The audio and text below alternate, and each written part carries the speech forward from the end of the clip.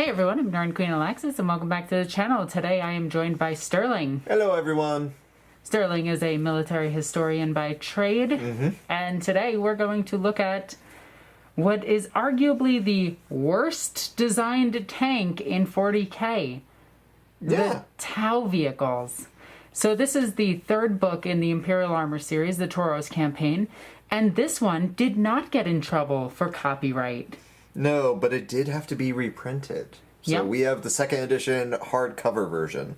And we're not talking about the second edition. The second edition of the game, no. Yeah, no, we're talking... Well, okay, so there's a lot to unpack there. There is. There's actually a second edition of each of these books, but this is the second printing of the first book. Yes.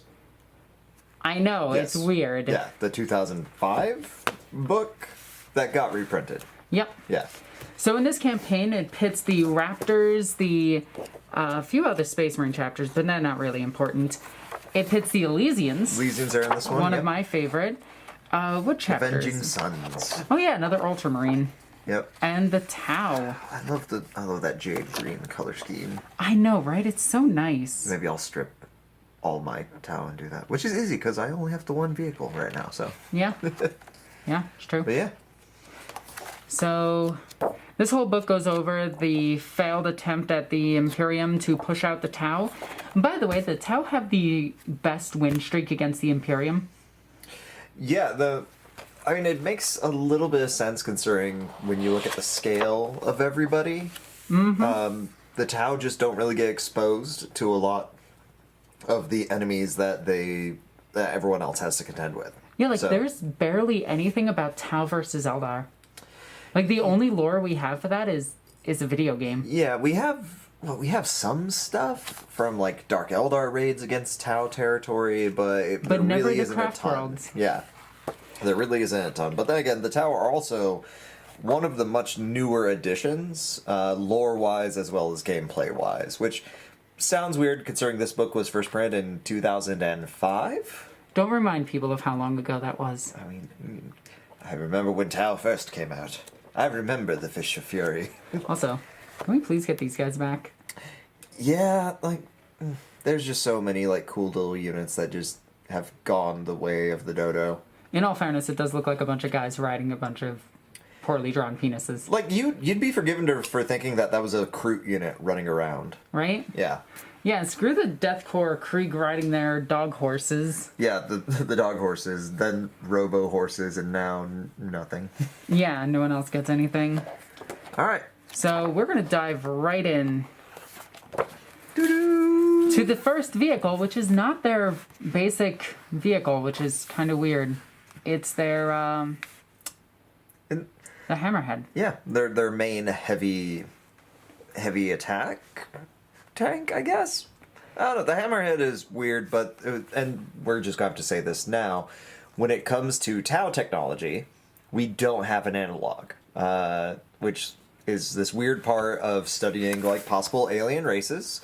Where And we have some notes. Yeah, we have notes. We actually did like a little bit more research on this than we normally do. Yeah, like trying to figure out gravitic waves. Yeah, the gravitic waves. Like, what does a anti-grav cushion look like? And so then we found out that it's not even using anti-grav. there's a lot to unpack with this faction. So when we talk about it, we're going to talk about what the lore says is how things occur. According to just this book, like, we're not busting out the other, like, Tau codexes or the reprints, just the one we've got in front of us. And then we'll go over, like, what would a human faction need to build these in the real world, and what would that kind of stuff look like? Yeah, this is going to be ridiculous. I hope you're ready. This is all real silly. Let's just go like that so I can get rid of it. Oh, that worked. A good chunk of the glare. Yeah. It's not getting rid of all of it, but a good chunk of it. Okay. So would you like to read about this tank? I mean, sure, why not? The Tau Firecast's main battle tank is codenamed the Hammerhead gunship. First encountered by the Imperium during the Damocles Crusade, the basic Hammerhead has been the staple combat vehicle of Tau hunter cadres ever since, although various weapon fits have been identified since. The Hammerhead's versatile chassis can be armed with a number of different weapon fits to fulfill different battlefield roles. By far the most common is the fearsome Railgun. The Railgun is a linear accelerator which uses superconductive electrodes to accelerate a solid shot round to hypersonic speeds. The vast kinetic energy generated by the round on impact with its target has devastating effects, even at long ranges. Such is the Railgun's killing power that its reputation spreads fear amongst the Imperium's tank crews. The Hammerhead's Railgun is also equipped with sophisticated sub-munitions. This is a bundle of smaller projectiles used for suppressive area fire and against quote-unquote soft targets, which a speeding solid round might pass straight through. Alright, so There's a lot to say there. so breaking it down, first they call it the Hammerhead gunship. And it's not a gunship. It's not a gunship in the definition that we use today, where it's not like flying like super high above the battlefield, though I didn't find anything that said like a maximum like height that these things can operate at. The furthest height that I've seen, and this is from relative artwork, is that the hammerheads are floating down to the ground, and I would estimate that their height was about 60 feet. And that was based on the fact that it was just about the same size as an Imperial Knight. Okay, so not super high up in the air, but calling it a gunship is just kind of strange.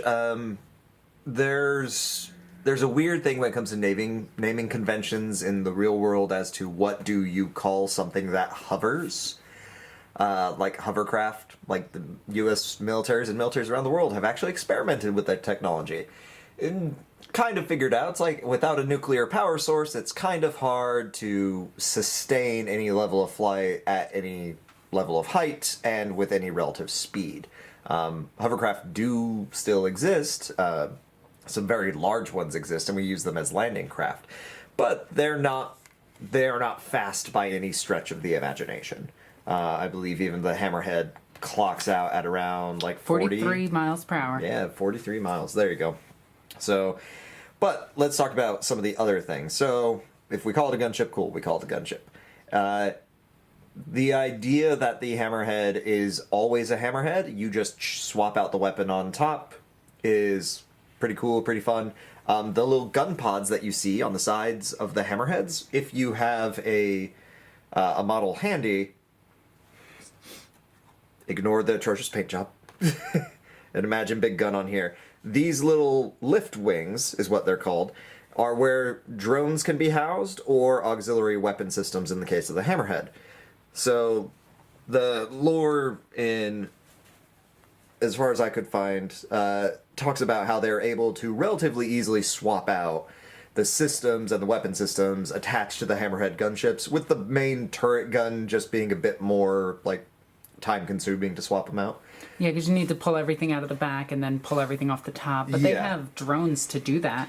Yeah, there's the whole Earth cast is built around support and maintenance and the invention of these like vehicles and weapons. So, yeah, I could see having things be swapped out. Now, railgun, railguns are a real thing. Real thing in the modern world today. You just don't see them used very often in like combat arms currently, because they're still very much in the development and theoretical stages. Didn't we test one? We've tested them for years. So linear accelerator just means that all of the accelerating like elements within a weapon system are in a line. There are like track accelerators, so that's closer to something you'd see with like a particle accelerator, where it has a giant curve to it and it just goes faster, faster, faster, faster, and then it outlets. But so yeah, linear accelerator.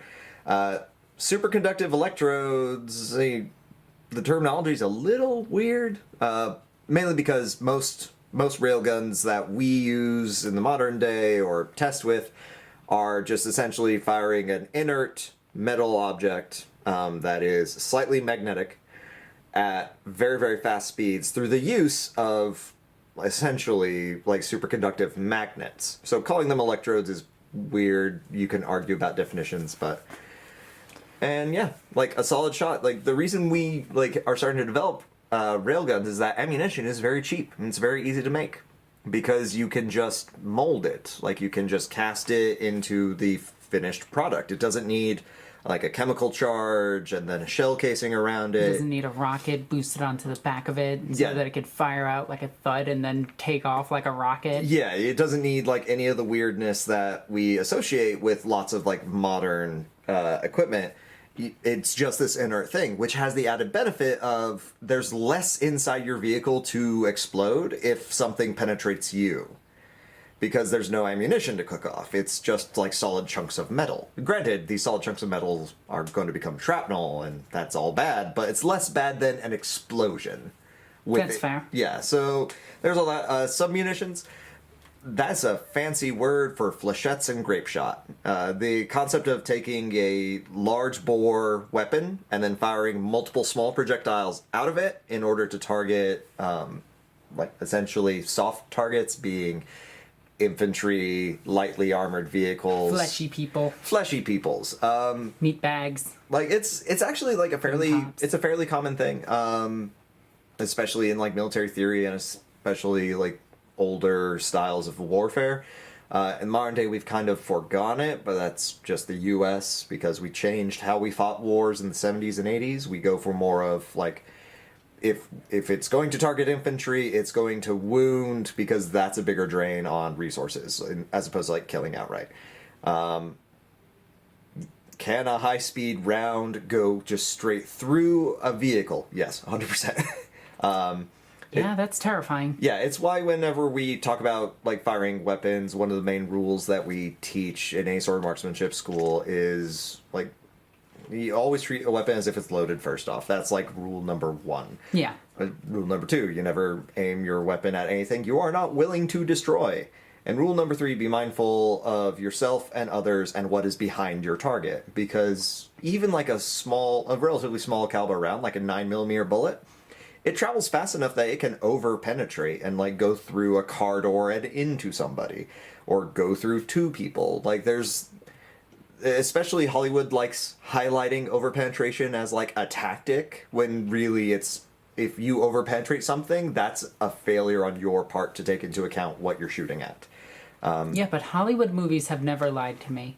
I once watched a car take out a helicopter because the guy was out of bullets. If you can name that movie, and I know you know that movie. Oh, there's like 2 or 3 that I can think of. Like there's a part of me that wants to say it's one of the Fast and Furious movies because there's the tow truck scene with the helicopter. I forgot about that one. Yeah, I think that's Fast and Furious, like 7 or 8. And we're not doing this though. It was Die Hard. Oh yeah, okay, sure, yeah, fair enough. When he came out of the tunnel and jumped the car into a helicopter. Yeah, it's what there's like a jump up. It happens quite a bit now that I think about it. But regardless. Do not use cars as projectiles against helicopters. You usually have a better option. But yeah, so far everything's like pretty much accurate. The only issue we run into with railguns in the modern day is the power requirements are immense. We're talking like dedicated power generator facilities to just fire these things once. And if you could fire it more than once, you run into an issue of how do you keep it cool. Yeah, so this whole thing needs a cooling system as well as a sustained power system to not only man all of its weapons, its systems, and its force that it's pressing down, because this is not anti-gravity. Yeah, the little like anti-grav cushion thing we'll get to here in a second. Yeah. But And then all of its motors and everything. Yeah, and its intakes and its jet engine. There's a lot to run on this thing, so Even nuclear power has its limits. and that's like a size thing. So, but as we'll see as we keep going, keep going. Yep. All right, other weapons commonly mounted in the Hammerhead's turret are the ion cannon, burst cannons, missile pods, and first encountered during the Taros campaign, plasma cannons and fusion cannons, which are the most recent developments. It has been speculated that these weapons are being field tested on Taros. The rest of the gunship's interior contains the large capacitors and additional ammunition needed for the main weapons, as well as the gunship's other non-combat systems, such as climate control, comms, etc. Yeah, no reason to not be able to swap things out. A little bit on terminology, just because, like, I played Tau way back in the day, like when they first came out, and we were all getting used to the idea of, like, ion and pulse, and what does that actually mean? So, ion weapons are essentially particle beam weapons, is what we would call them in, like, modern-day conveyance. It is a packet of super concentrated ion subatomic particles. Ions are just particles with like a positive charge to them, or a possibly negative charge. But just think little bit of atom get pinged off somewhere. That's essentially what we're talking about when we're talking about ions. Can you use ion like beams and particle beams as weapons? Yes. However, power requirements also become an issue.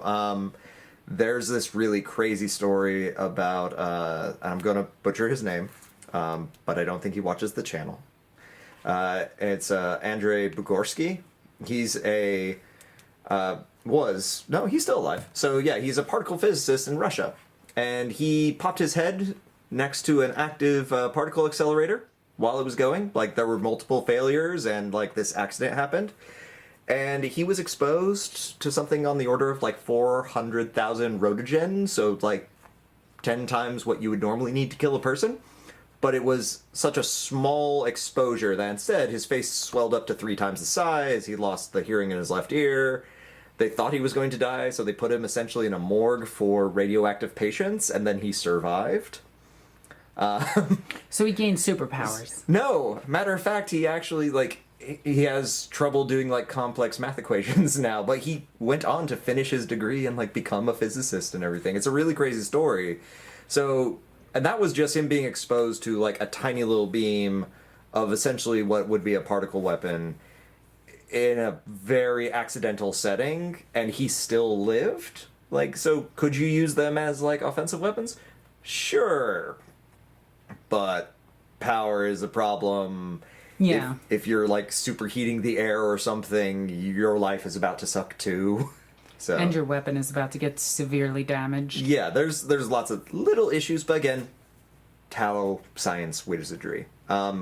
Whenever something's referred to as, like, a pulse or a burst weapon of some sort, like, the pulse and burst mean that they are plasma-based weapons. They just fire them in, like, small little bursts. So these things are Burt guns. Yeah, they're little Burt guns. But yeah, and I mean, that makes sense to how they're shot and everything. yeah, In games and everything. yeah, it just kind of makes a little bit more sense. It also makes sense as to why Tau plasma tech doesn't overheat. Like, they started small and scaled up safely, whereas the Imperium was like, we developed plasma weapons. Make it as big as it can. Yep. In all fairness, Space Marines in 8th edition don't need to worry about that. Sure, yeah. But yeah, so there's that. And, like, field testing, like, new weapons, like, it happens. What? It's- The U.S. doesn't use that on Iraq No. Well, and Iran. well, not Iran. We're not at war with Iran, Alexis. Okay, so Iran. I'm not going there. I'm not going there. I know I mean, we're nothing, the I've US. seen nothing. We're the U.S. We're the bad guys. We use testing at any moment that we can. And we're not the only ones either, and that's the thing when it comes to, like, military testing. So much of it is super, super top secret that by the time of 50 years after the acts have occurred, it comes out. It's like, hey, yeah, this is how we tested this thing. Everyone and their mother loses their minds, and it's just like, that's horrendous, why would you do this? Da, da, da, da, da. And then the rest of the tests come out that everyone else was conducting at the time, and it's like, oh yeah, we're all the bad guys. We're all bad guys. It's all how you reference it. Yep. But yeah, so moving on from that charged comment to the capacitors. Ha, electricity joke. So large capacitors, yeah, you would need them because otherwise you would surge your power grids and things would be all bad. I love that first and foremost of the list of extra systems inside the Hammerhead is the climate control. I mean, you need it. AC inside of, like, armored vehicles is absolutely essential in my mind. There is nothing worse than being stuck inside a metal coffin and the AC kicks out. And especially if you are on a different planet, like something like Afghanistan feels like. Yeah, no, it's nice being able to be like, oh, let's make this more like home, a little more comfortable. You also become a lot less agitated, so there's a lot to say about how mentally a soldier's performance is impacted by how comfortable they're feeling. I think even modern day, we start implementing like moisture wicking uniforms just to keep soldiers more comfortable. So yeah, moving on. Well armed and armored. The Hammerhead is also a grav tank, skimming low over a planet's surface by generating an anti-grav cushion to float on, then being driven forward by two powerful multi-directional jet engines. By pivoting the engines downward, these help give the vehicle extra lift to clear obstacles. By pivoting backwards, they give a Hammerhead forward momentum. Compared to the Imperium's own jet engines, the Tau's engines are reliable and efficient, although still noisy. I like how they still put that still noisy. So it's like, yeah, we're better than the Imperium, except still noisy. So still yeah, give away our position. So atrocious paint job. This Devilfish had an issue with a pot of Nuln oil a little bit ago. Make sure your airbrush is properly like declogged before you try to run a different texture of paint through it. Yeah. Because otherwise you'll get blah. So what essentially that's saying is that these engines can rotate upwards and keep the whole vehicle aloft at like a higher altitude. So it's like, okay, short wall is right here in front of me. I tilt my engines up like this. I peek over, bam, bam, bam, and then I go back behind cover. So that's. I remember when you used to be able to land them. Yeah, you could land them, and that changed what could fire through them and all that. Like, yeah, Fish of Fury was a thing. It was not fun to have happen to you, but it was fun to do to other people. There's a finite amount of fun, and Tau players like to have all the fun. But yeah, so the idea of like an anti-grav cushion is kind of interesting. I may as well go into this now. So anti-gravity is kind of a dumb thing to say. Ooh, can I talk about my research first? Okay, yeah, fire away. So this whole concept of the cushion and everything underneath it is poorly taken from World War II amphibious assault vehicles where they floated on a cushion of air. And that is what the Tau vehicle is poorly worded writing directly into. So this vehicle, and in multiple pieces of art, you actually see all of the ground around it being disrupted. That means that there is a gravity there. And even without gravity, yes, you could say that it's floating and everything, but there's multiple pieces of artwork that show that the ground is actually being impacted. In fact, when Belisarius Cawl retro-engineered some of the Tau technology and used it in the Impulsor, we see that the Impulsor crushes people.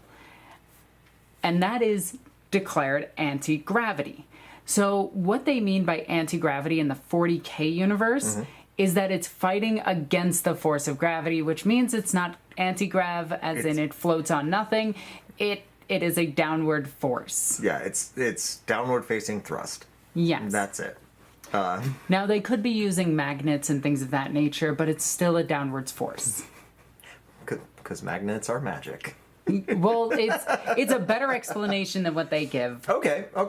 Allow me to take a step further, because I actually called a very good friend of mine who... We had to phone an expert. Yeah, I had to phone another expert. Being a historian is weird because it's 90% who you know and what research they can tell you about. There's this really weird concept going around right now that's called an ionocraft. I-O-N-O craft. Okay? This is a theory that you can make a vehicle, similar to this, where there are no moving parts, but it can move itself. And it does this... So it's Sega Genesis that floats. It's Sega Genesis that floats. So, imagine that there's electronic paneling essentially down here. And we come back to that phrase, electrodes and all that kind of stuff. The bottom of this vehicle could be charged to a certain polarity, electrically. And then the top could be charged to the opposite polarity. When you have air or whatever, like fluid medium, yes, air is a fluid, we're not getting into that today. So Hank Green has a phenomenal video on it, go watch that. And then come right back here.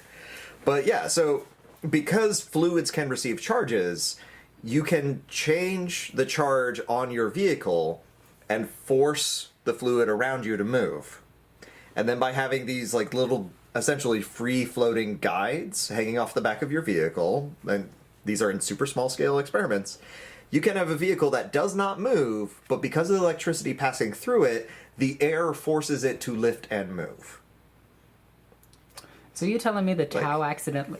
is this another thing that GW accidentally got correct? I mean, it's really weird to say, but in small scale experiments, yes. If you have the capacity to have like combat railguns that are, not massive, like warehouse-sized ordeals, then you have like a very reliable power source, and maybe you can use that power source to influence how the flow of air happens around your vehicle, because they do still have these like positioning engines, so those could be used to like keep you steady. But the main like lift force could honestly just be from something as simple as that, with simple being its bleeding edge science for us, but maybe for like a Tau Earthcast engineer, this is something he learned when he was like 4 years old, So this is another thing that 40K just stupidly got correct. Demons. This was written 15 years ago, and we are still like just barely grasping the basis of the concept. So I'm not going to say that they got it right. I'm going to say they were interdimensional space travel, which is an actual thing we're looking into. Let's be real. Sci-fi and science have this really weird relationship where, the chicken could have come before the egg, but if it's science fiction who writes it first, then that chicken could have traveled back in time and laid the egg. The world is filled with weird examples of science fiction getting something right because scientists tend to be nerds. I know, shocking. Wow. And those scientists tend to take that cool idea that was in that show or in that book, and then they start researching into it. That's all. Science is just screwing around, except you wrote everything down. Science is just explaining a D&D campaign. Yeah. All right. Moving right along. But yeah, so, I mean, yeah, jet engines can lift you straight up. That is a fact. Yeah, that's VTOL, isn't it? Yeah, VTOL. Vertical takeoff or landing. And VTOL literally just means that you're able to take off and land in a pseudo-vertical fashion. And most VTOL aircraft in the world, from the Osprey, which is more of a turboprop than it is a jet, and the British Harrier jet, they all feature just a simple, turn the engine, now we go this way. So, yeah. So, that's something to consider whenever we're looking at weird stuff like this, is... I hate what we're saying, though. We're saying that this is a good craft. Well, I'm saying that theoretically it is sound so far. Let's not, put the cart before the horse on this one. Alright, so, Hammerhead has 3 crew. In the cockpit is the pilot. Behind him sits the co-pilot, who controls many of the sensors, communications, and navigation equipment, as well as secondary weapon systems. Finally, there's the Hammerhead's commander, who sits in the top turret and is primarily in control of the main weapon system via the gunship's targeting array. The Hammerhead includes many automated override systems, so any crew member can take over another's role in the event of casualties. All the crew are from the Fire Warrior cast.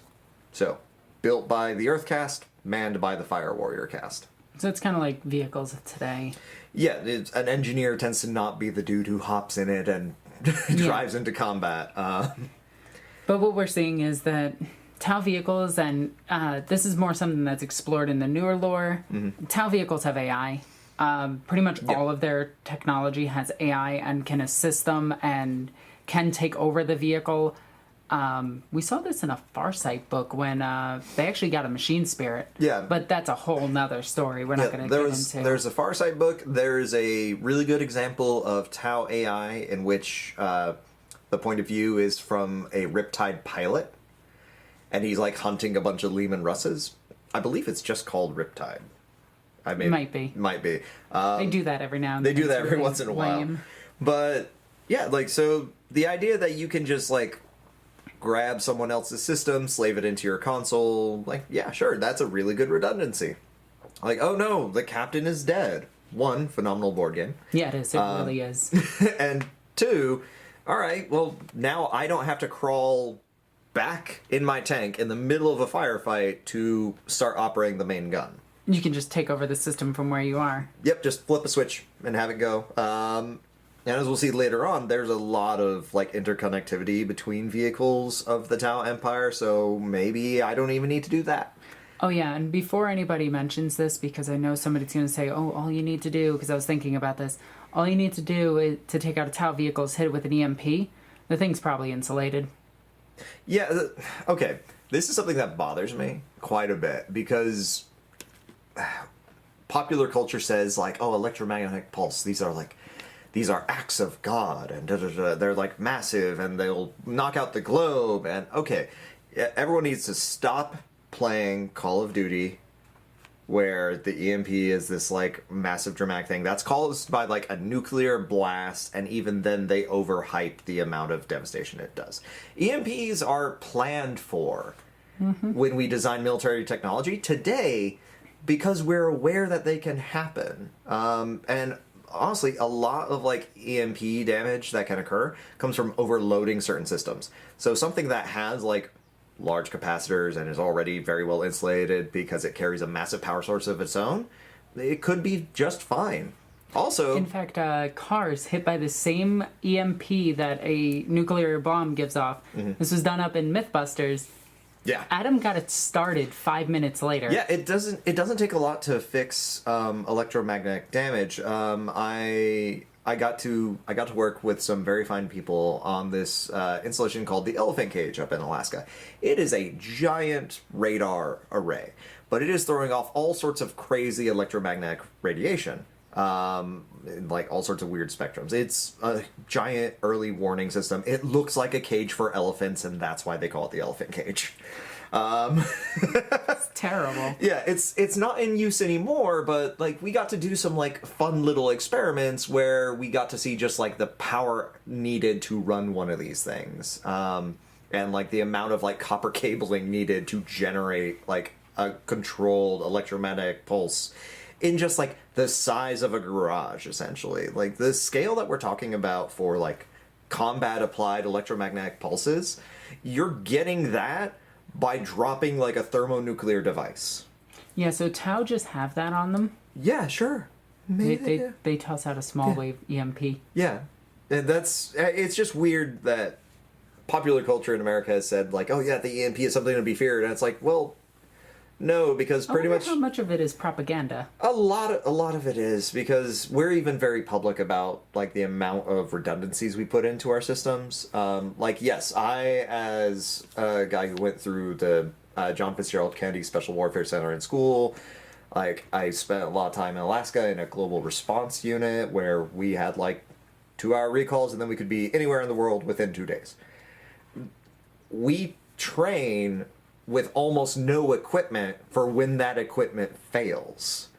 So yeah, you can have night vision goggles, and you will be trained, and you will know, it's like, all right, this is how your nods work, this is how you set them all up, like this is, okay, who lost the battery, all right, everyone get in a line, we're going to spend the next 7 days looking for the one set that this dude lost.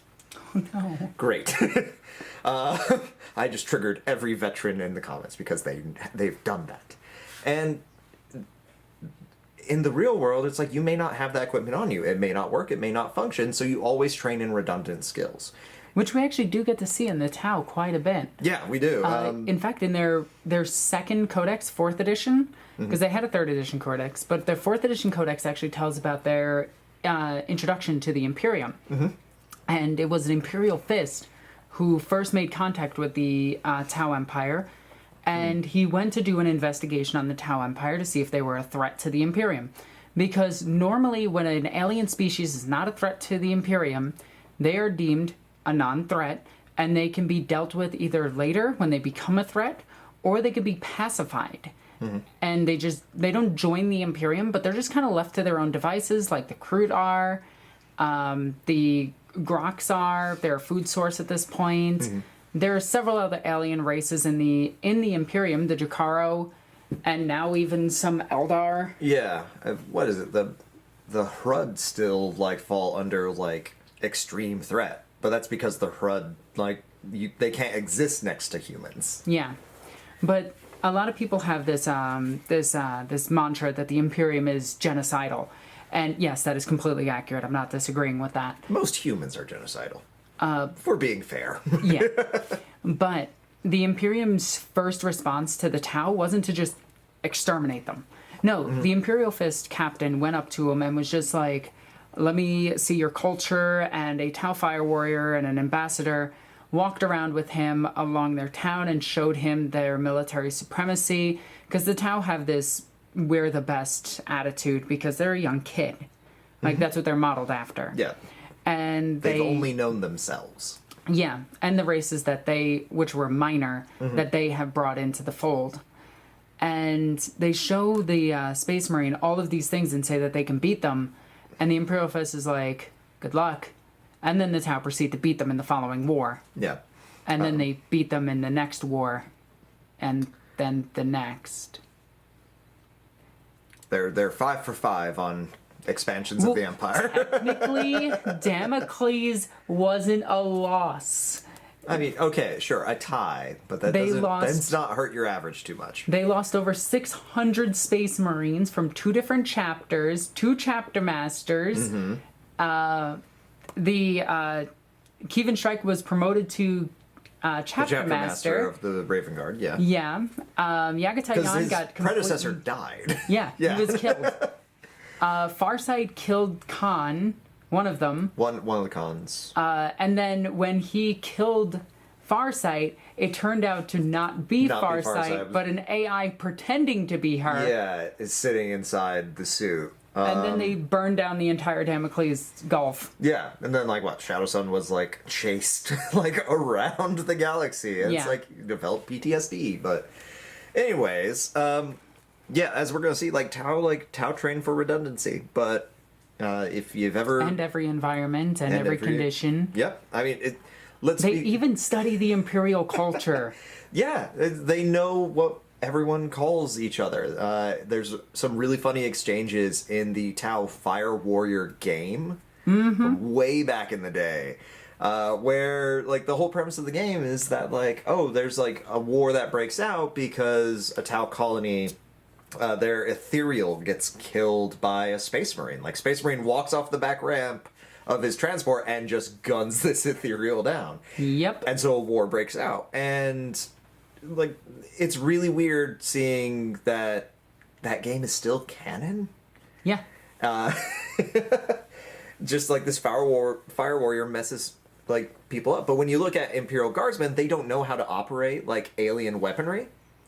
But the Tau have shown that not only do they understand how to operate alien weaponry, they sometimes integrate that into their like general usages. That's why the fragmentation grenade launcher became a thing for the Tau crisis suits.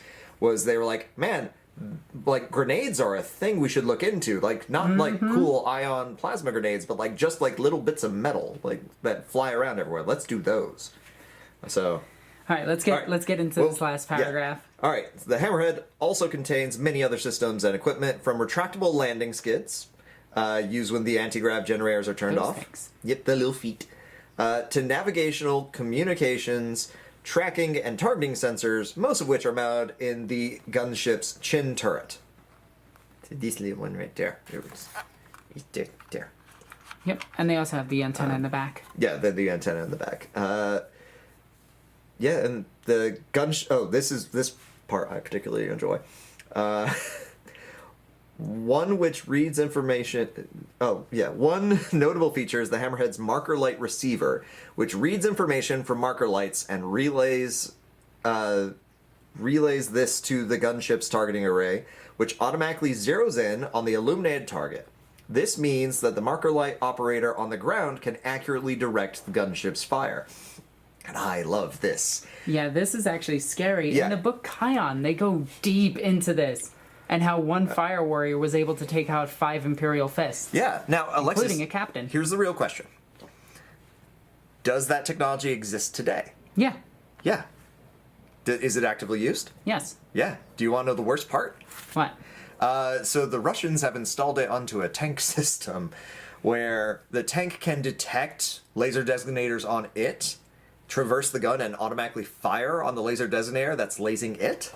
Oh no. And they have since found ways of like connecting that to like different types of imaging software and sensors to, as an infantryman, you can laser designate a target and the gun will automatically adjust for like distance, elevation, and be ready to fire off a round. It doesn't automatically fire the round like in the case of the response system. But yeah, it's a thing. Like, once again, you know, GW predicting something that like came out, like I think the system's only been public for like 7 years now. So. You know how I knew about this system? You're gonna hate me. No, I'm not. The Michael Bay Transformer movies. No. There it is. All right. Are we gonna do this? Did you wake up today and choose violence? Okay. Yeah. No, but so, jokes aside. Jokes aside. Yeah. I don't think it was public knowledge when like Michael Bay like came out with that one though. So I think he was also just guessing because there was this whole idea of like, yeah, you just have the gun automatically fire back, which is horrifically dangerous. But it's a really cool concept. And yeah, so like I just also love the idea of, you know, laser designation because as an infantryman, I don't want to have to carry a missile everywhere. Yeah. So if I can just laser designate and the vehicle over the ridge can pop off its missile, great, awesome. All right. Wait, we gotta go over the stats of the vehicle. The stats. How dare you? I've forgotten the entire pace that we usually do. Yeah, we just went over lore and talked about... It's almost like it's been 2 months and that I just got done grading a bunch of final papers. I've been doing a lot of research on the Tau. Reading a lot of books. And kind of SK novels are really good for Tau lore. They're so good. They're just good books. Okay, so it has a serial number. More than likely, that's Imperial, because Ordo Xenos. Ordo Xenos. Who would've guessed? Departamento and Analyticus record. Designation, gunship, vehicle code name is Hammerhead. Now this is something the Imperials call it. The Hammerhead actually has a code number that all Tau vehicles have. I think it's it's not an X. Because the X's are the crisis suits. X's denote suits. No, XV denotes suit. No, because there's the cold stars, which are not V's. Although, are we gonna have to go grab the Tau Codex real quick? We might, but regardless, before we go into that, we already talked about it. That it's a grav tank, which ultimately means nothing. That it just floats off the ground. 3 it's not pilots. ground attack. We talked about the 3. Yep. 24 tons for this thing. So the power to lift this thing is insane. Yeah, we tried to sit down and figure out how much like just standard downward thrust you would need, and then like all side thrust and everything, and we have the big number. Yeah, how much it was in foot-pounds, right? Yeah. Yeah, so that is 346,949.235 foot-pounds to lift 6 feet in like a standard Earth 1G. Yep. So, and that's just to get it like floating, let alone moving around, and then even that we don't know how it does it. Yeah. So we have our theories. So 24 tons makes sense for a vehicle of its size. Yeah, we'll get into like the armor and everything here in a bit. Length 8.25 meters, so, which is equivalent to 27 foot. Okay, so just shy of 30. Sure. Width is 6.8, which is 22.3 feet. Okay. Which honestly isn't that bad. It's smaller than that's 2 lanes of traffic in the U.S. Yeah, okay, that's big. Yeah. All right, and then its height is 4.1 meters or 13 feet. This thing's a lot smaller than I thought it was. Yeah, it's the issue that we run into is that with the gears down or is that with the gears up? Because that could add or subtract a few feet, but you have to remember it's calculating from the lowest possible height to the tallest possible height. And yeah, like like 13 feet. So that's, you know, me standing on your shoulders is 13 feet.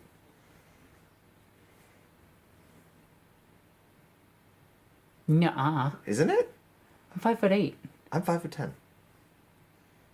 That's not. Yeah, no. My math's bad. yeah. But yeah, so it's just taller than that. It's both of us There you on go. top of each other with the Pomeranian on your head. Sure, yeah, that's fair. There, that's an American unit of measurements now. One Pomeranian, a Sterling, and an Hey, Alexis. if a buttload is an actual unit of measurement, then yeah. Yes, a buttload's a unit of like how many liters a barrel can hold.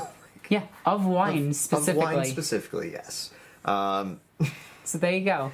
Learned about a buttload. Yeah, but having it be like twice the height plus a little bit of like a standard human is not crazy. Like these things have to have like all the storage and everything, and it's still not as big as the Lehman Russes were. So it's more along the lines of something we would expect. Mm-hmm. So then we go into its max recorded speed of 70 kph, which is equivalent to 43.5 miles per hour. Yeah. Which means this thing is rather quick. It's up there. Like the M1 Abrams, when we were looking at that, it was 45 miles an hour. Tends to be like its top speed, like in most conditions. And I know there was no off-road versus on-road because if this thing is floating above terrain, the road doesn't matter. Yeah. But it also means you can roll something underneath this thing and mess its targeting up really quickly. Yeah, I wonder what that would look like. Like, can this not run over a Terminator? Because the Terminator has so much mass, the anti-grav decides to lift it above the Terminator? Yeah. Yeah, like what happens? Do you just run at a Tau vehicle and it flips over, trying to get away from you? It just does this. It like goes to the Terminator and just goes, Oh, who put that there? tries to correct going around the Terminator. Oh, it's so good. So we got that. The main armament on this one being shown is the twin burst cannons. So these are the big old rotary guns. Which actually has a pretty, because we conveniently have a brush here, and the gun sits right up here. So the traverse of its main gun is not bad. It's not bad.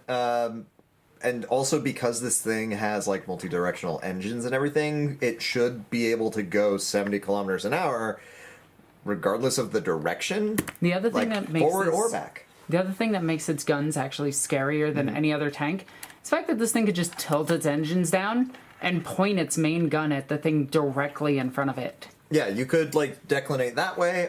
You could also just rest your hull on the ground for a second. Mm-hmm. And like I pointed out, the jump, shoot, jump tactic that Tau players have been using for over a decade now is something that these tanks could do. They could alternate where their engines are facing, pop over a piece of like intervening terrain or cover, take a pot shot at an enemy armored column, and then just cut the power to their engines and fall back down. Mm-hmm. So, yeah. Secondary armament, smart missile systems. Typically, but a lot of the times it has the twin burst cannons. But smart missiles are actually far horrifying because I messed that up like completely. English is hard. English is hard. But the smart missile system is a self-guided rocket that goes based off of the Markerlight system. Is it a rocket or a missile? Oh, technically it's a missile. It's a missile. And why is it a missile? Because it tracks instead of going straight. It's able to alternate its flight path. Yep. Yeah. Yep. So I'm so glad you're learning. yeah. Well, the way I note this is if it has a rocket on the back and it's straight, it's a rocket. But if it's bisexual, it's a missile. I knew it was coming. I saw that coming, but... Okay. Anyways.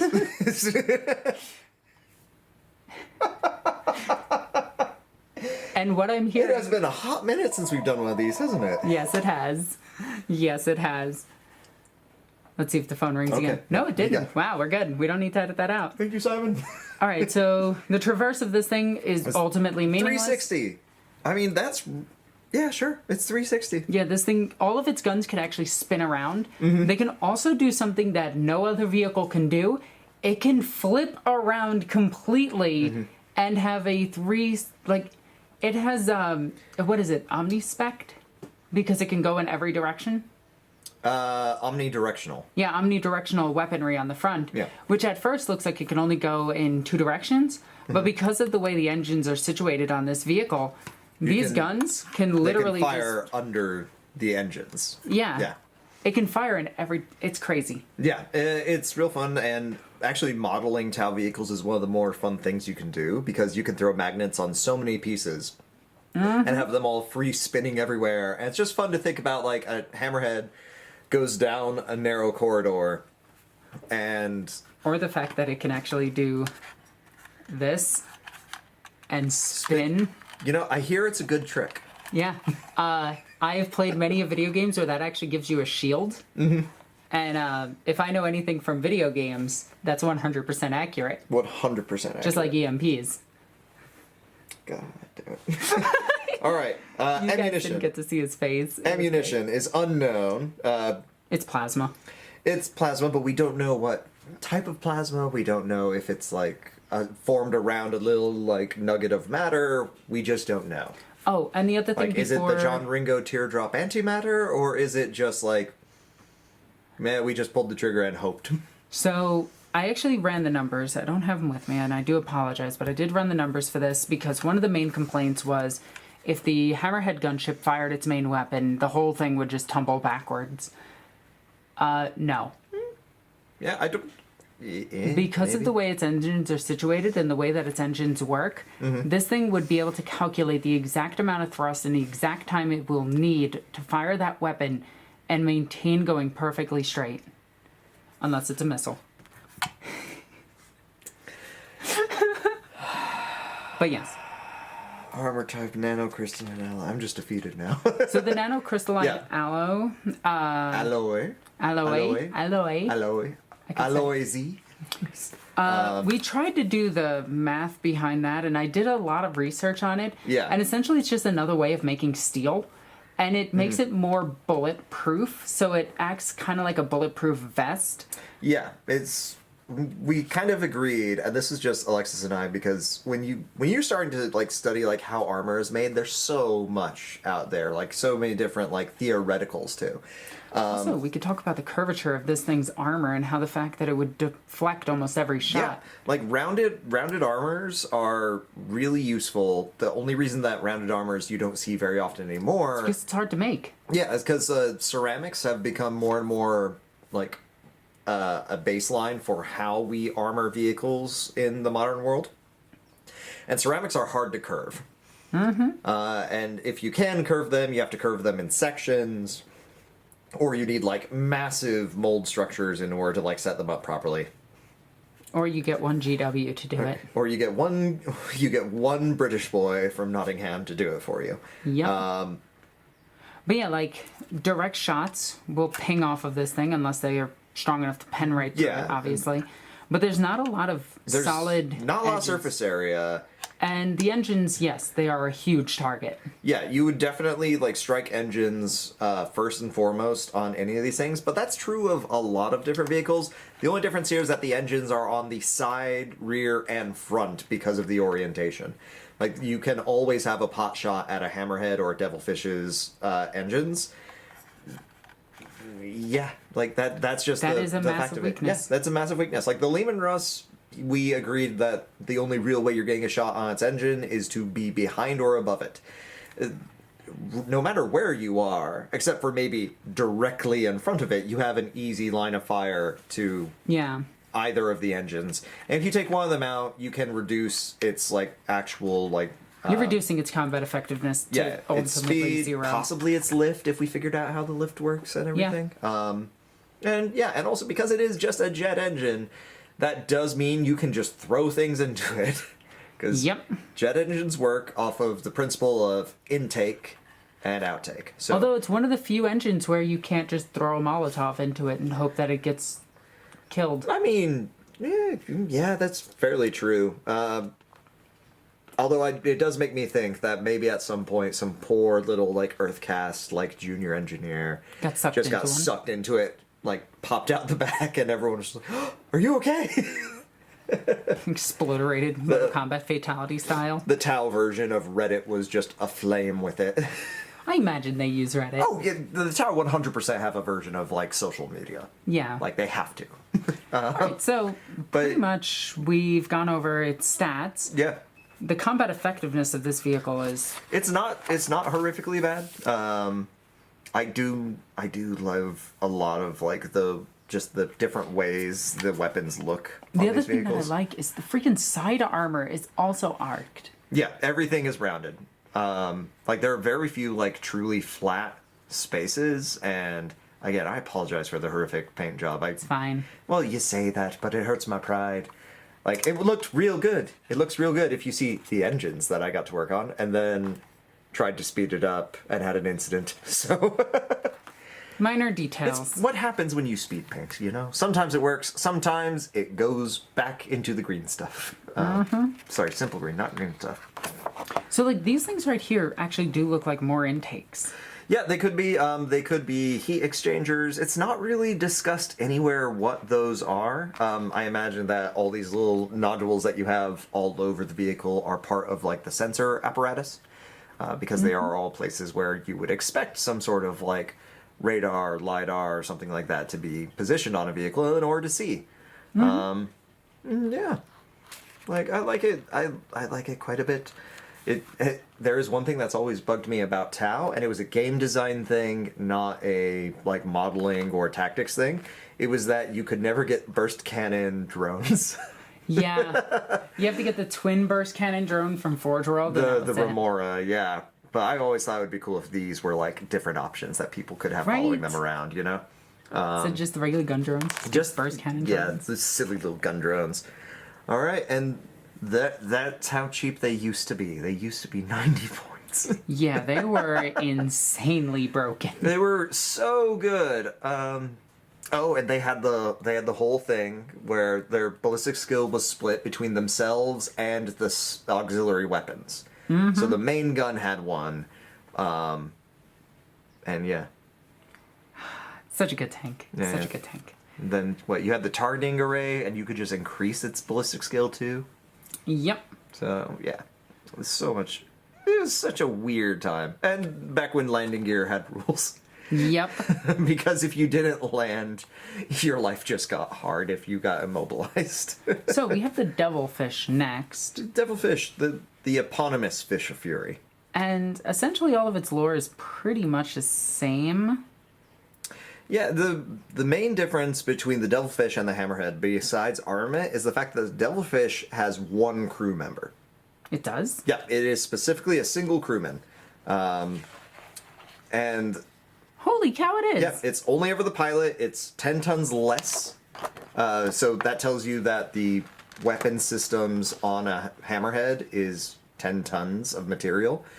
It's got little gun drone buddies. It's got little gun drones, and the gun drones are slaved to the AI that is in the Devilfish, and one Tau Fire Warrior runs the whole thing.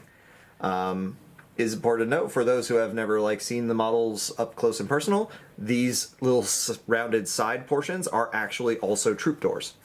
Yep. You can see right Yep. here. Troop door, and troop door. And then technically that is also if you need to get yeah, out. a hatch. Yeah. Which is good. That means that you have multiple ways of actually exiting the vehicle. This in poor case guy in of the rollover front or something. doesn't. I mean, maybe this all actuates away. Maybe. Like maybe It it's could like actually just punch out like an ejection seat. Oh, I may have to model that now. Tau Fire Warrior just being yeeted out the front. Yeah. Yeah, I'm gonna have to do that. Right? I can use the Piranha pilot for that. Ooh, ideas. I do like how it has its penis missile. Yeah, so there is a cool bit of lore that I wanted to talk about when it came to the Seeker missiles. So the Seeker missiles actually can be fired by anyone on the battlefield, and they fire automatically. So that was a big thing in the lore early on, was that, like, the Seeker missile, the individual vehicle had no control over the Seeker missile. So you could be sitting there lining up a shot, getting ready to fire off your Seeker missile with your, like, attached marker system, which was an upgrade for a while in Tau vehicles. I don't know if it still is. But you used to be able to have marker drones, like, follow your Devilfish around. So you could laser designate the target, and then your missile would fire off. But, you know, Shazla, what's his name, over the hill, is laser designating a different target. Your missile fires off, reveals your position, and now you don't have your one-shot missile. It really does give away your position instantly. It's like rockets are not quiet. That's a missile, not a rocket. Fair. You know, you caught me on my own thing. Missiles tend not to be quiet either. If it has a giant combustion motor in the back, it tends to not be a subtle thing. Yeah, like the bolter. Yeah, we're not doing this. Thud. But yeah, so it's got the burst cannon, so the auxiliary gun on the Hammerhead is the main gun on this. It's the same gun as you see, like, strapped onto the forearm of stealth drone suits. Not stealth drone suits, stealth suits. Nope, stealth drone suits. That sounds amazing. Stealth drone suits. Just so everyone's aware, when we started researching this, I kind of, like, got a bug in me to, like, rebuild the Tau army, so... Don't worry, so did I. Just know I'm making all the bad decisions now because of this. Right. But yeah, it's pretty much, like, everything... Oh yeah, and they go the same miles... No, this one's 5 kilometers per hour faster, putting it at 2 miles faster. 46.6 miles per hour. Its size is basically the same, except for its height is down to 10.5 feet or 3.2 meters. And that's pretty much it. Yeah, so it is all turret. All turret, all day. And then the Skyray. So this thing is interesting because in the lore, these things actually don't engage on the battlefield. Yeah. They sit in the way far back, the way artillery is supposed to, 9 miles away from the battlefield. Yep. And all it does is the second you hit a Markerlight, you have to phone it in, and a smart missile fires off. Yep, and these were one of the few vehicles that had marker lights built in, not as like an additional option. Yeah, because there's a Markerlight right at the front. Yep, instead of an auxiliary gun, it had the gun drones that could run around and... Oh yeah, 80 points for the troop transport, 90 points to get for a the strength tank, 9 gun that has... What was it? Strength 9 AP2? Yeah, with like 72-inch range. Where is it? Railguns, 72, strength 10 AP1, heavy 1. Yeah. 10 more points to get a gun that insta-gives a tank. Yeah. Oh, man. Would you like to read the Skyray? Yeah, sure, why not? So the Skyray is a specialized variant of the Hammerhead gunship, not an offshoot of the Devilfish. It is the Tau's heavily armed missile gunship, carrying a turret array of 6 seeker missiles, either guided by the vehicle's own Markerlight target designators or by an independent ground operator. It is believed that the Skyray was developed by the Earthcast after the Damocles Gulf Crusade as direct response to the Imperium's air power.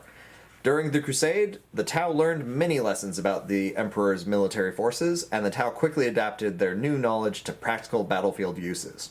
In the field, the Skyray's twin Markerlights sweep the skies to find and lock on to approaching enemy aircraft, before efficiently guiding their missiles to the target. The Skyray's automated systems quickly gauge how many missiles to launch at a target, anywhere between 1 and the full 6. This is dependent on range, target speed, and type. So fast and accurate are the seeker missiles that many enemy pilots are hit and downed before they realize they are under attack or can take evasive maneuvers. So, you know, the whirlwind, but in every way it succeeds. But in every way better. And also tells you that the Imperium do not have laser detection systems on their aircraft. Yeah, that's a really big problem. Yeah. Only like the Arvis Lighter does. Yeah, but we've established the Arvis Lighter is OP. So, yeah, it's a stealth craft. it's a little stealth troop transport. Oh, and the Space Marine ones do as well. Oh, yeah. So, but yeah. Like, I think it's really cool. It's not far off from how a lot of modern day, like, anti-aircraft vehicles work. Something like a ZSU gun platform, they have missile versions of them. I watch a lot of poorly done History Channel where we just shoot a bunch of machine guns into the air.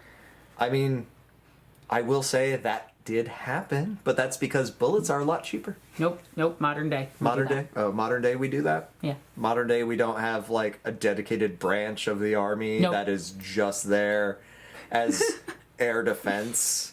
No, you just They have get their own little patch with a missile on it. You get the upgrade. You get the missile that automatically shoots down an aircraft. You point it at it, gives a little skull icon, you pull the trigger, and the aircraft dies. I don't think that was the History Channel. Yeah. I think you were watching a Twitch stream again. Oh, damn it. Oh, yeah, it wasn't about aliens. Yeah, there you go. There you go. It wasn't aliens or in a pawn shop. It was not History Channel. I remember when History Channel did hard-hitting documentaries like What Drugs Was Hitler On? And now I'm demonetized. All right, let's just move right along. We're editing that one out. Probably not. Probably not. Okay, so since their first deployment, the Skyray has been continually developed to improve its battlefield performance. It is believed that early versions, where required. Where required, yeah, I wasn't having a stroke, that's what it says. So editing, early versions were required to find and lock on to their own targets. On Taros, it seems that the Skyray had been integrated into the wider Markerlight control network, and that Pathfinders were now using their Markerlights to target a Skyray's missiles. This upgrading has led to the Skyray becoming a far greater threat than it was previously thought to be. During the Taros campaign, such was the Skyray's effectiveness that Imperial Navy pilots came to despise it, and any confirmed Skyray kill was highly praised amongst Imperial Navy crews. Such was the Grav Take's infamy, it has earned the common nickname of Stinger amongst those men who had to face it. I just think that's a fun little nod. Yeah, that is. The man-portable Stinger missile launcher. Yep. So... yeah, see, there it is, the Stinger, the thing that automatically kills aircrafts by putting a little skull icon on it. Okay, weird history fact about the Stinger. It's actually so easy to use, and that's what makes it so effective. It takes seconds to deploy, you get a target lock before anyone knows what's going on, and you fire it and you run. And all you need to do is kill 10 people to unlock it in a video game. Or just have somebody give you one. That's how a lot of people in Central Asia have Stinger missiles nowadays. That is horrifying. The CIA funded the Mujahideen against the Russian invasion in the 80s. And so even in the modern day... Why is it that it doesn't surprise me that the Americans did something stupid that we're paying for now?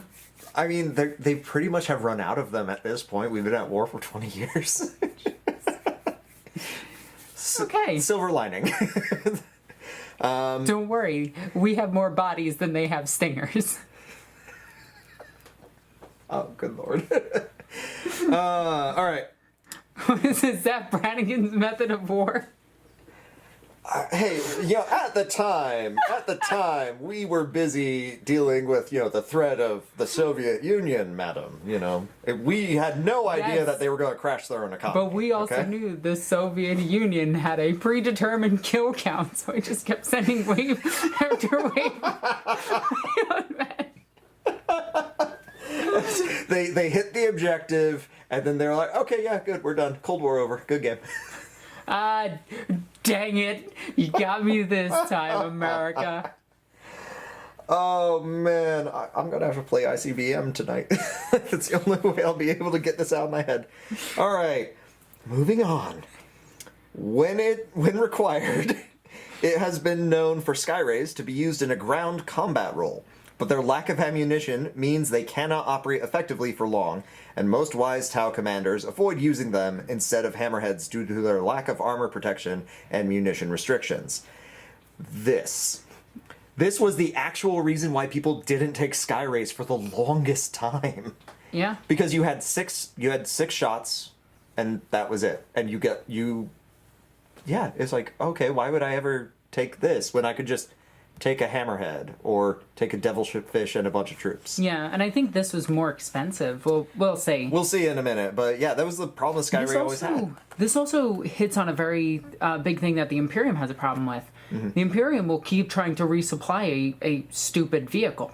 Yeah, the world. They will keep running in Sentinels with more equipment to try to keep the vehicle going, instead of just realizing that the vehicle is ultimately pointless, swap it out for something that's better. Yeah, I just always think it's fun. It's like, if Skyray is on the table, then narratively, that probably means that the Tau commander is being ambushed. Yeah. So, yeah.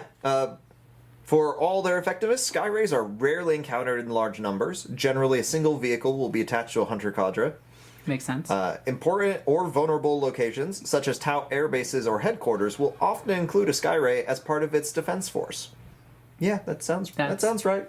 Yeah. Like, there's usually an air defense detachment in any major operation to expand your air defense umbrella. We talked about this when we were going over the what was it? Not the Wyvern, the Manticore. The Manticore and the Hydra. Like, the best places to have them was bases. Yeah, put them on a base or next to a base in its own little fire base, just so that it can cover more areas. On Taros, Skyrays were a common addition to the mobile armored hunter cadres operating in the desert, and proved a highly effective weapon in both air defense and against ground targets. Deployed behind a skirmish screen of Pathfinders, their multiple secret missiles would often be the opening volley of an engagement, directed by Pathfinder's Markerlights onto the Imperial Guard columns, utilizing the secret missile's very long range to good effect. The Skyray is crewed by 2 fire warriors, a pilot and a weapons operator who really doesn't do anything. Yeah. But yeah, the idea of just, here's a bunch of Pathfinders hiding in a ruin somewhere, they laser designate a target at a predetermined time, the Skyray launches all the missiles. And then runs away like a coward. While the Pathfinder sits down and counts out how long it takes for the missile to impact, and then the second it impacts, you open up with all your other weapons. You always open up an ambush or an attack with your most casualty-producing weapon, because you need to cause as many casualties as possible. Yeah, war crimes. Not really a war crime at that point, but anyways. Alright, so. Yeah, there we go. So, again, its speed is 70, which puts it at the same thing as the Hammerhead. Mm-hmm.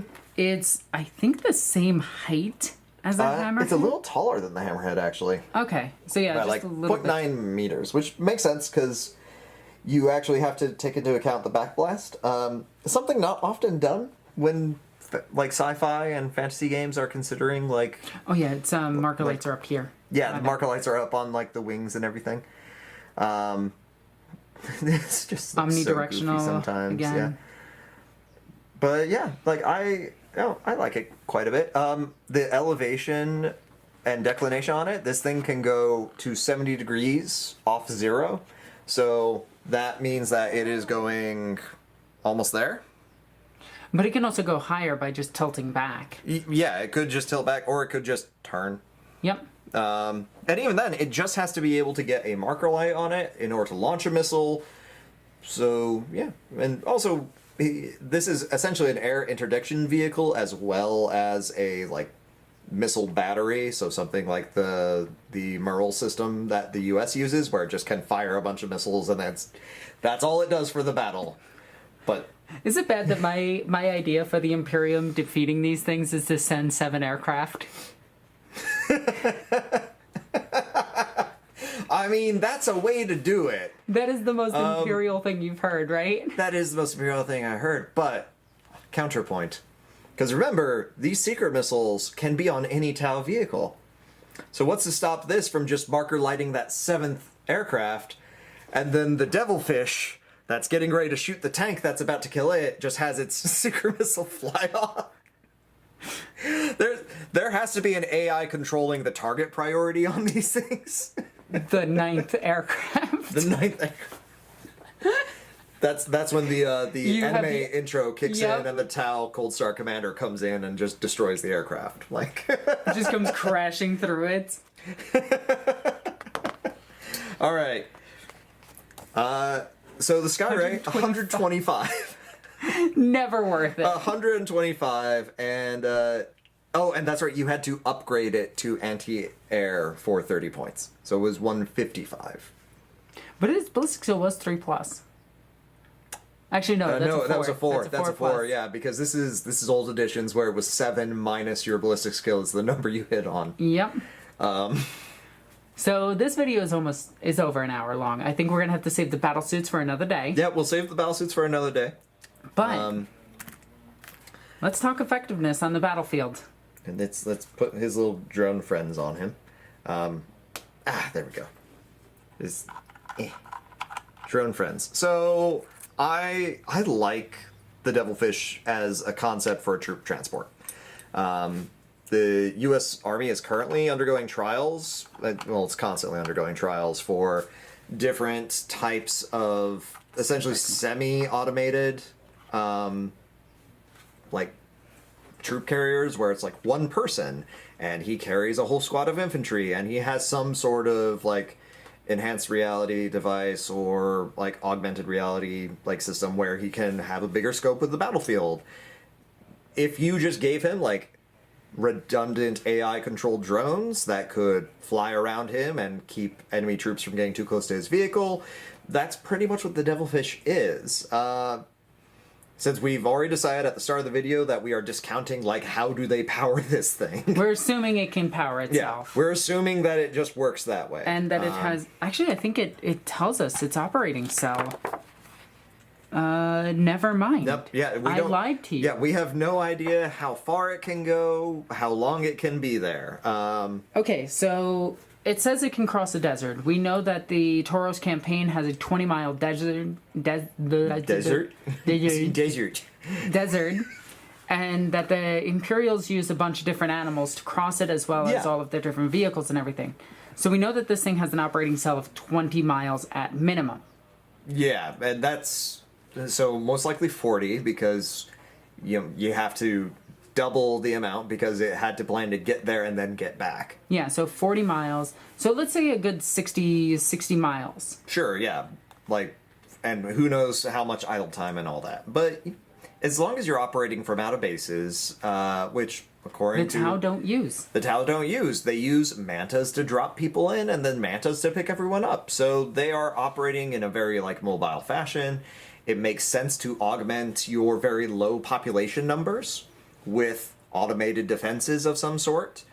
We see this in the Imperials with the Tarantula defense platforms. Mm-hmm. We'll see it more as we go into like all the battle suits themselves, especially when we get to the hazard suit. How yes, the XV9 hazard close support unit. Mr. Burt Gunn himself. The greatest anime protagonist ever. Okay, we'll have to fight about this later, but... yeah, sorry, there's named crisis suits, madam. Yeah, but the XV9 hazard close support unit. Yeah, it's pretty solid. You know that somebody like freaking, oh my god, why am I drawing a blank on his name? The strong arm alchemist is in it. You forgot his name. Alex Louise Armstrong. There we go. Oh. I had to say the whole saying in my head. You know, his alchemy was passed down the Armstrong line for generations? Yeah. you know, he's the weak sibling? Oh, man. You know he actually has two sisters? Yeah. And the smallest one is the strongest?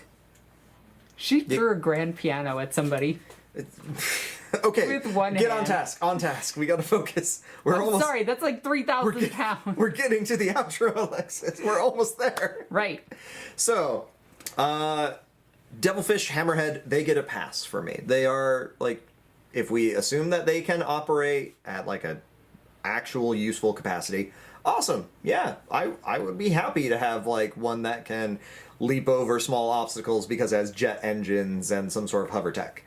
My issue comes with the idea of hover tech, not the idea of the vehicle itself. I love the rounded armor. Vehicles having exposed engines on the side and not being, like, the fastest thing in the world, yes, it is concerning. But I'm kind of okay with it, only because I don't see these as direct frontline brawling style vehicles like we see with the Imperium. This is not a Leman Russ that is designed to be shot at, but just survive getting hit. These things aren't designed to be shot at, and maybe survive a hit or two.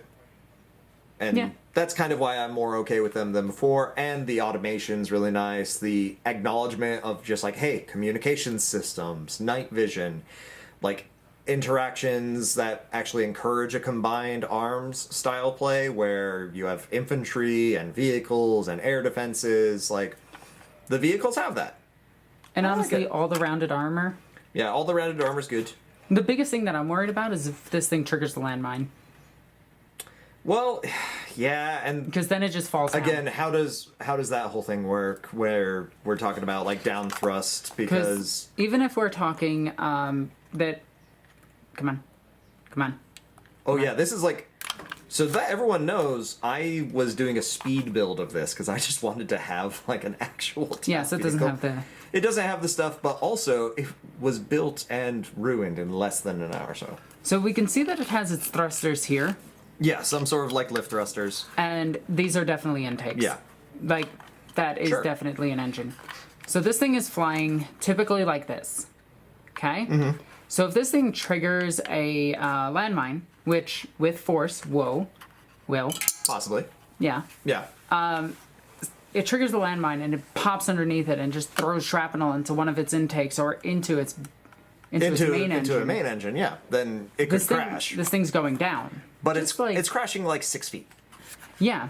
So Which isn't bad, and it's gonna avoid most of the blast of the shrapnel from a landmine. yeah, and because they are Firecast warriors, that means they're actually trained in infantry tactics first before they're assigned to being in a vehicle crew, so they can just dismount. Yep. And then maybe like the little drone controllers can come with Yeah. and help everybody out. And then this isn't So- saying that this is a weakness of the vehicle. It obviously is a weakness of the vehicle, but That's this a is weakness vehicle most every vehicles vehicle will has. have. Like, yeah, unless you have a no impact on the ground method of traversing, like you're going to run into issues with being immobilized. Yep. So But yeah, overall, so they get a pass. The Sky Out of Ray. 10. Oh, out of 10. The Devilfish, I'm definitely going to give an 8. The Hammerhead. I like that it has auxiliary gun systems. It's got 360 on everything, so it doesn't run into the issue of like the Lehman Russ where like there is a flank that is undefended. It's also lower and it's able to like fight more toe to toe against also dismounted faster. infantry. It's also faster. It can somewhat fly, so I'd give it a 7. I just like the Devilfish more, but that's because I'm an infantry guy. That is where I was raised and did my time. The Sky Ray I have problems with because of the idea that you invest so much time and so much resources into developing a vehicle that and if you're has 6 shots for it when like a static platform could be good. But I also have to acknowledge that the Tau method of combat is rapid deployment and redeployment of assets, so I can't blame them for that design philosophy. there's also something in here that shows just how many Tau units are on the ground, but it's something over like 20 different infantry squads, all of which are Just going in to a try to hunter fire. cadre. Yeah. All of which are going to try to fire your weapons. Yeah, like you're gonna have to reload very often if you are just set up to be like, hey, I am just here for air coverage, I have 6 missiles, then yeah, if someone throws enough bodies at you, you're in trouble. And also, what about ships like the Valkyrie or any of the ships that could just fly into space? Yeah, there's a question of like how fast do the missiles go, because we don't know. We know how fast some of the planes go, and just because you can intercept something doesn't mean you're fast. It just means you're not being noticed. And the seeker missiles are like very small, comparable to like even some modern munitions. Like, how much damage would a seeker missile do to a void shield of a Thunderhawk? Yeah, like who knows? Is it? Yeah, and they don't talk about it in this book as far as we've seen. So and again, we are only going off of these books when it comes to like analyzing how useful this stuff is. Well, we do pry into other things for more sources, Yeah. But as far as like the bulk of the research the is... bulk of it is this book, yeah. And honestly, yeah, the Sky Ray gets like, I like being a mobile force. I can see why the Sky Ray is good for that. I do not like that they just didn't take the railgun concept and make an anti-air platform out of a railgun. It's kind of like the lads cannon thing. Yeah, it's like Why are we shooting bullets into the air when I can shoot a speed of light gun? Yeah, and if these missiles are going super fast and at super long distances, because they had unlimited range for a majority of their existence. Which means at most they're shooting 72 inches was the average of a table from line to line, which is 8 foot. Apocalypse rules, you could fire them on any table. Yeah. Yeah. No, Apocalypse, they had limitations on unlimited. It was 3 tables. Oh, that's right. Yeah, it was like, so 18 feet. Yeah, which also Scales estimates down around... to- Well, we know that a table is supposed to be 9 miles. Yeah. So it's 27 miles? So 30 miles. That's not bad. That's really not bad for air coverage. But at the same time, this just needs a lot more support. And because Tau are all about rapid redeployment and like getting troops on the ground quickly and then pulling them out when they're And you're gonna don't need to need- be there. You're going to need your aircrafts to come down to you, like the Manta or the Orca, Yeah. to come down with munitions for this vehicle, to Earth crew resupply are gonna it. have to run out, throw like new racks of Racks on missiles it. on there. And there's no effective way of reloading this thing. You have to tilt it all the way back and then just put the missiles on it. Yeah, there's issues with it. So yeah, I give the Skyray a 5. I can Like, agree with a 5. Yeah, 5 for it, 7 for the Hammerhead, 8 for the Devilfish. Like, Again, it's always the troop transports that we love. I think that's just my bias, and I'm man enough to admit it. Well, it's not even like I don't like walking places.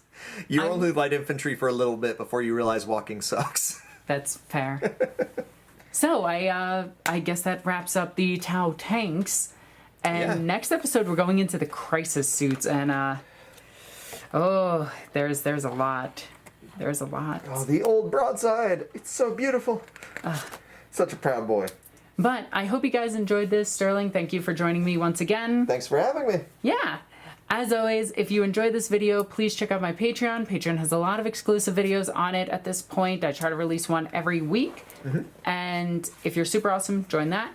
Join my Discord. Check out all the other stuff. Comment in the comment section down below. As always, NornQueenAlexis. Love you guys. Bye.